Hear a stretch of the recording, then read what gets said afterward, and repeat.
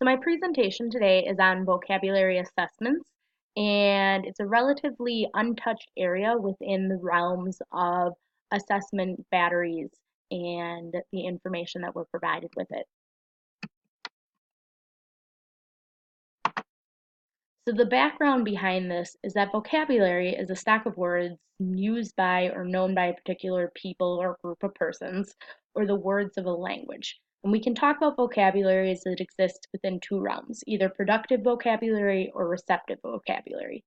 Productive vocabulary is vocabulary we can use on a daily basis. So we can use it in our writing, we can use it in our speech, and then receptive vocabulary is the vocabulary we understand when other people use it. So we can read it and we can understand it when we read it, or we can hear it from someone talking and we can understand it when someone's talking. And generally speaking, people tend to have a higher receptive vocabulary than they do productive vocabularies.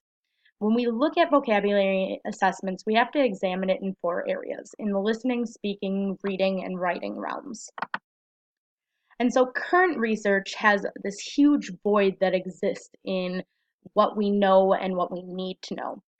And the National Reading Panel was convened, it was 14 people, and they convened to go about finding research articles that related to different components of reading. And what they found within this area of vocabulary is that there was no research that met the NPR criteria that explicitly addressed the issues of measuring vocabulary.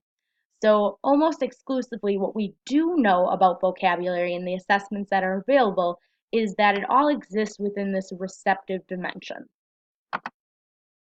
If we look back at vocabulary assessments and we look through history, vocabulary itself can date back to early intelligence tests before we even have any formal reading comprehension measures. And then as we start to continue on in education, early assessments ask students to define selected words that they might encounter. So an assessment might ask a student, what do you use a fork for? Then mass testing creates this push towards standardized multiple choice assessments, which becomes kind of something that we see in assessment batteries across the board. And by the time we get to the 1970s, there's this need for increased contextualization within what we see as reading assessments. So if you look at some of the history, you'll see just early on, it's pick a word that best fits the blank. And then we contextualize some of the vocabulary. We start to understand it a little bit more. We continue that contextualization. And then we go towards embedding vocabulary within our reading actual assessments. And we kind of continue looking towards computerization formats. So we can also talk about vocabulary assessments, according to John Reed, as being in three specific continuums. The first continuum is discrete versus embedded vocabulary. So discrete meaning that it's separated from a reading comprehension test versus being addressed within that reading comprehension tool. The second continuum is the selective through comprehensive continuum, suggesting that words either exist related to content in a specific realm or that they're unrelated to anything and we just pick words at random. And then the third continuum is context dependent to context independent. So we either find terms that we use in our reading or they're terms used in isolation. Two assessments to take note of are the Peabody Picture Vocabulary Assessment and then the Woodcock Assessment that I'll talk about shortly. So the Peabody Vocabulary Assessment, it assesses receptive vocabulary knowledge as well as comprehension of spoken English. In terms of procedures, you set up an easel, and on that easel it will show 4 images that are black and white, they're pictures. And the examiner will say a stimulus word, so they'll say a vocabulary word, and the examinee identifies the word by pointing to the correct picture or saying the test plate number. There are specific guidelines within this test that include a basal set, so starting an examiner at a certain level, and a basal set is when an examinee can correctly identify all or all but one test item, and we make the assumption if they can do that, that they would get everything else correct. And then there's a ceiling set, and the ceiling set is when you get to 8 or more errors. So the overall test can be administered in approximately 11 to 12 minutes, and there's an average of people taking about 5 sets of 12 item measures. And once the measure is started, they have to go all the way through all 12 elements. There's a raw score that's then used to determine a standardized score, ranking the examinee's performance to the norm group. And overall, there's a high confidence in the reliability of the assessment. Some of the strengths of the Peabody Picture Assessment is that it can be administered really quickly, which allows us as teachers to get the information quickly and we can start using it. And there's a high reliability that is representative of student knowledge. There's also a strong use of receptive vocabulary so students can understand what people are saying to them. And as teachers, we don't have a need for professional training. Some of the weaknesses of that Peabody test are that it, in fact, is limited to receptive vocabulary, so it's not vocabulary that students can produce in isolation, and that words are identified in a context-independent manner. They're not derived in this idea of being able to say, I'm reading something and can understand within that reading. Also, the overall score is indicative of the performance comparative to their peers. And it doesn't really tell you anything other than here's what they would score in against all the other peers that they're testing with. The other assessment that's commonly used is the Woodcock Reading Mastery Test. This assessment has 2 forms, and it's made up of 5 specific subtests. These include letter identification, word attack, word comprehension, and passage comprehension. There's a revised form, and that eliminates this whole letter identification. And as you look at the 4 other elements, the word identification, it's reading and pronouncing words in isolation from lists of increasing difficulty. The word attack is assessing students' phonetic decoding skills by using increasingly complex nonsense words. Word knowledge itself is 3 sections.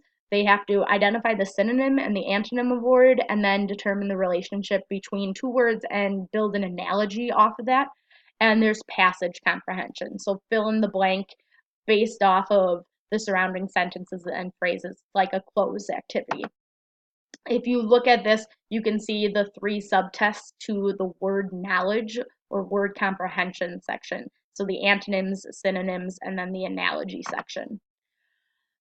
This assessment takes approximately 15 to 45 minutes, which is kind of a large range of time.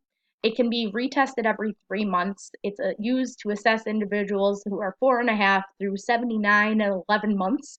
There are grade implications for K through 12th grade. It can be given without formal training, and then the scores suggest age and grade-based percentiles and equivalencies. In addition to this, it can be used as kind of an assessment tool for our Tier 2 and Tier 3 students who are already needing intervention. Some of the strengths of this assessment is that it can be administered by classroom teachers, and so we can get that information right away. We don't have to go through a second source. It provides information about the students' overall vocabulary knowledge and their reading comprehension. It gives you 2 scores. The basic skill cluster score, that score that tells us the vocabulary knowledge, has a high reliability and can be generalized to the context in which we teach in our classroom. And then it assesses both context-dependent and context-independent words. Some of the weaknesses of this assessment is that it's fragmented skills rather than reading as a whole. And then it uses a wide use of words. So that idea, if we go back towards the beginning of my presentation of, having words that are specific to a content versus just generalized words, this would be more of a generalized field. The word comprehension subtest points towards reasoning rather than actual vocabulary knowledge, and then it penalizes students twice. So it penalizes students once during their decoding if they can't decode, and then again during word knowledge if they just don't have an awareness of the word.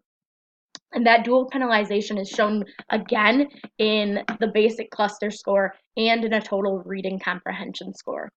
And then, like the Peabody assessment, the score is given in relation to the peers and overall grade equivalent, and it isn't necessarily a raw score that tells us what kids know.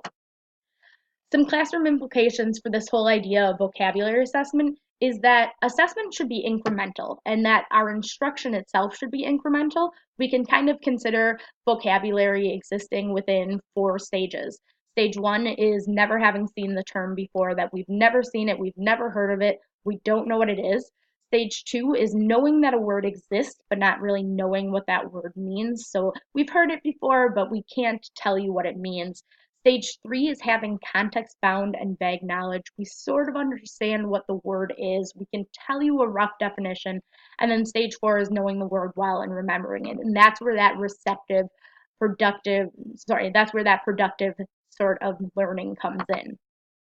When we think about our classrooms, we need to really assess the idea that classroom and standardized assessments should both measure vocabulary for the breadth of something and the depth of knowledge. So we should have a wide array of words, but we should also understand those words on a deep level. And we can take a look at 2 kind of classroom tools that we could implement: the vocabulary knowledge scale, the VKS, and the vocabulary recognition task, the VRT. And so the vocabulary knowledge scale allows students to report what they understand within the actual realm of words, and they can have a self-reporting tool for it. And then the vocabulary recognition task is kind of a yes-no task that allows students to estimate vocabulary recognition.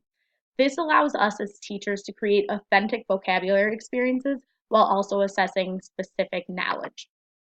So if you look at the VKS, it has different elements that I've never heard of this Native American dwelling. I've heard of it, but I can't tell you much about it. I've heard of it and I know the materials used. I can name a person who lived in this home, the resources used to make a home. I can draw it.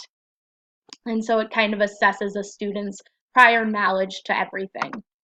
If you look at the VRT, it gives you an awareness of here are the words. So it tells you here's a list of words, put a circle around the words that you're able to read and you know has something to do with the subject, and then you kind of score it based off of that. And you can use that both as a pre-test and a post-test. So again, here are the words, the types of insects, the places they live, the insect body parts, other words that relate to it. I guess what it all comes down to is that the National Reading Panel would suggest the more closely assessment matches the instructional context, the more appropriate conclusions about the instruction will be. And in our classroom, our goal should be, how do we take and implement vocabulary assessment in an authentic way? And then how do we create standardized measures that also are indicative of what we're already doing in our classroom?